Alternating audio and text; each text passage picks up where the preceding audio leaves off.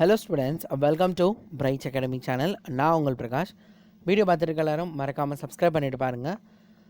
அமைச்சர் போன வாரம் 5 நாட்களில் குறைக்கப்பட்ட பாடங்கள் வெளியிடப்படும் அப்படின்னு சொல்லியிருந்தாங்க. இப்போ ரீசண்டாக கடைசியாக சனிக்கிழமை, வெள்ளி மற்றும் சனி ஞாயிறு என்ன சொல்லியிருந்தாங்க அப்படின்னா 3 நாட்களில் குறைக்கப்பட்ட பாடங்கள் பற்றிய விவரங்கள் அறிவிக்கப்படும் அப்படின்னு சொல்லியிருந்தாங்க.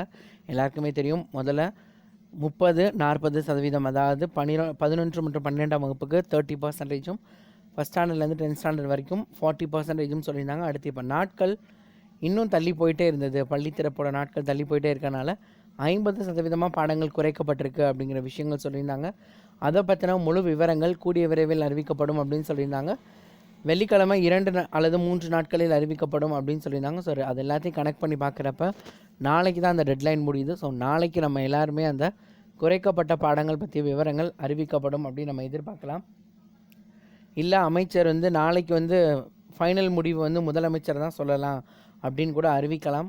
ஸோ என்ன நடக்க போகுது அப்படிங்கிறது நாளைக்கு நம்ம பொறுத்திருந்து பார்த்தா தான் தெரியும். ஏன்னா இதுக்கு முன்னாடி இதே மாதிரி போர்ஷன் ரிடக்ஷன் பற்றி சொல்கிறேன்னு சொல்லியிருந்தாங்க. பட் ஆனால் லாஸ்ட் மினிட்ல முதலமைச்சர் தான் அந்த ஃபைனல் டெசிஷன் எடுக்கணும், அவங்க தான் சொல்லுவாங்க அப்படின்னு சொன்னாங்க.